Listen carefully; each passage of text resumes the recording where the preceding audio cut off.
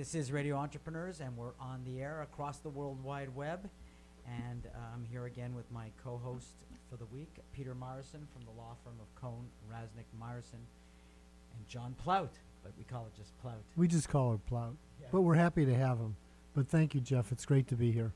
Thank you. Our next guest, I don't know if you know Mimi. I know Mimi. I know Mimi.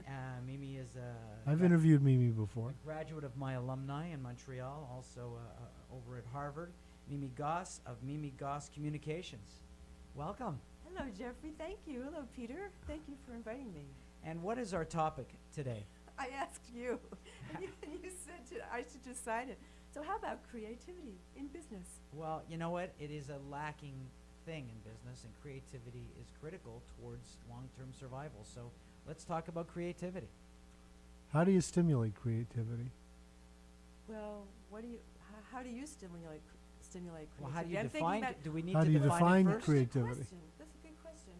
One thing that I'm noticing that people everywhere, maybe it's because we're in New England and we've had a long, long winter, people want to play at their work, off their jobs too, and how can we bring a sense of play into the business world? Because it shouldn't just be drudgery going to work, it should be fun, and that's when people have the most ideas and they're most innovative and they enjoy coming to work on Monday morning. You know, I think, you've opened up something because a lot of organizations are built on a command and control model, and what you've said is antithetical a little bit to that, isn't it? Yes, it's scary, I think, for people who are, especially if they're in a rigidly hierarchical system and they feel comfortable that way.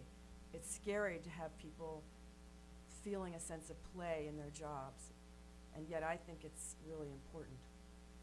As Einstein, I don't know have his exact quote, or maybe I do have his exact quote. You just happen to have your I notes in just front happen of to have a whole list of quotes. He said, I never made one of my discoveries through the process of rational thinking.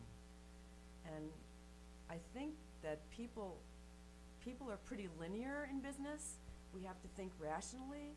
And yet, I remember at the beginning of this millennium, people were talking about how actually it was more like this decade maybe. This was going to be more for creative thinkers, that we used to think in the last 100 years that linear thinking was the best way to go and rational thinking was the best way to go. But now, with the world open up and everybody being their own reporter and their own publicity person and everybody's public, it seems that creativity is a bigger part of how people think. We think in bigger ways. I have a shared office on Newbury Street with wonderful people, mostly people in their 30s and 40s, some in their 20s too. They're all entrepreneurs. Everybody's doing their own thing. And the things that people are doing, I wouldn't even, like an app that they're developing, that they've gotten money for, I wouldn't even think of it. And if you put me on a desert island for 1,000 years, I'd never think of it, Yeah. but they thought of these great ideas.